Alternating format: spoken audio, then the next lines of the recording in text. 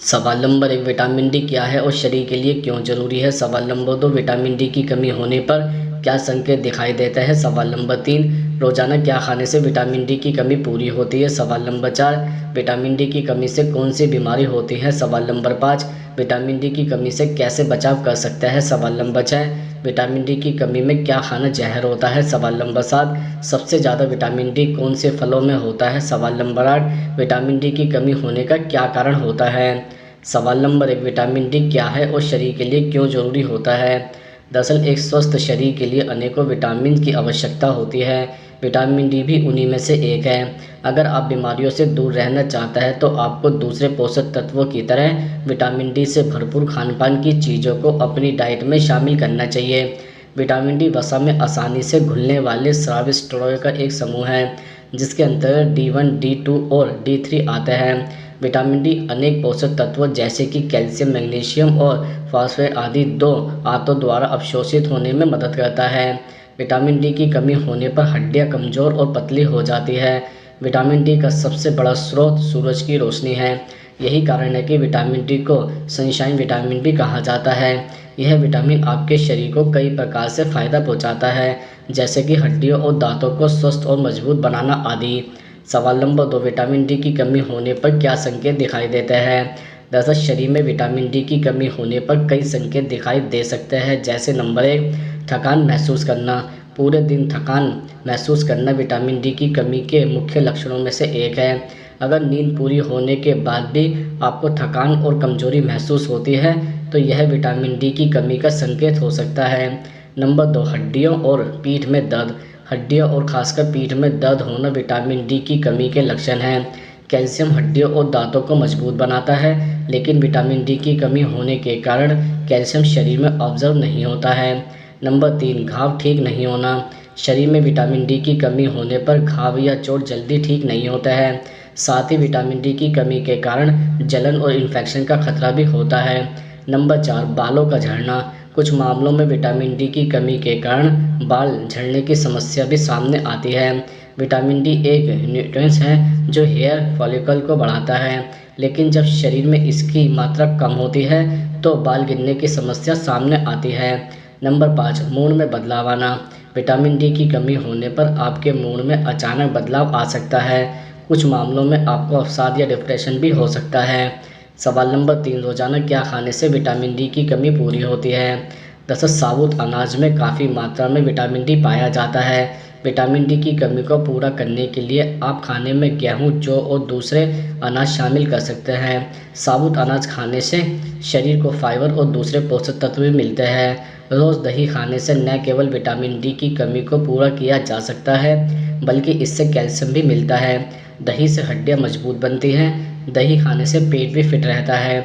अगर आपके पास धूप में बैठने का समय नहीं है तो आपको डाइट में अंडा जरूर शामिल करना चाहिए। अंडे की जर्दी में विटामिन डी काफ़ी मात्रा में पाया जाता है। शरीर में विटामिन डी की कमी होने पर रोज़ एक अंडा जरूर खाएं। अगर आप नाश्ते में ओट्स पसंद करते हैं तो यह विटामिन डी का अच्छा सोर्स हो सकता है। ओट्स में विटामिन डी होता है।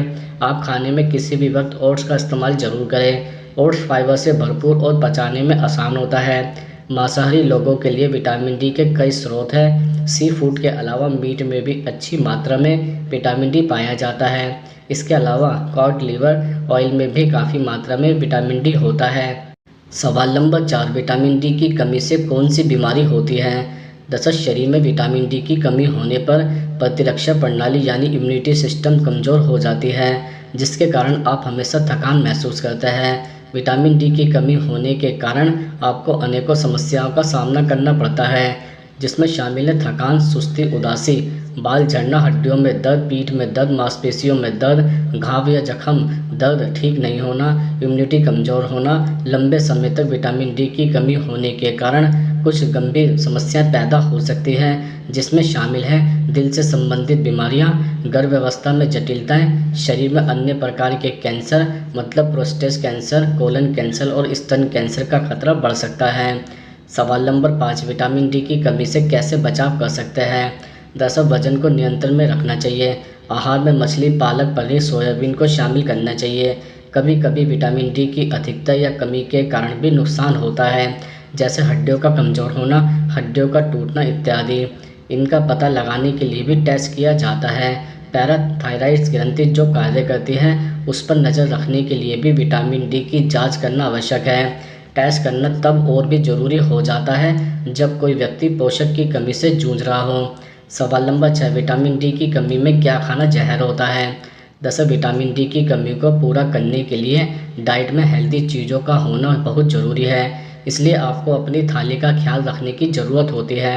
आपको अपनी थाली में इन फूड्स को शामिल नहीं करना चाहिए जिसमें छोले, राजमा व जल्दी न पचने वाले पदार्थ अधिक शामिल हैं। ऐसे फूड से दूरी बनाएं क्योंकि यह आपके पेट में गैस बनाने का काम करता है और ऐसे फूड्स आपको नहीं खाने चाहिए। जिन लोगों के शरीर में विटामिन डी की कमी होती है उन्हें हमेशा फास्ट फूड अधिक नहीं खाना चाहिए। फास्ट फूड या फिर तले हुए खाद्य पदार्थ आपको मोटा बनाने का काम करते हैं जिसके कारण शरीर पर मांस बढ़ जाता है और आपके लिए सूरज की रोशनी से विटामिन डी का अवशोषण कर पाना मुश्किल हो जाता है।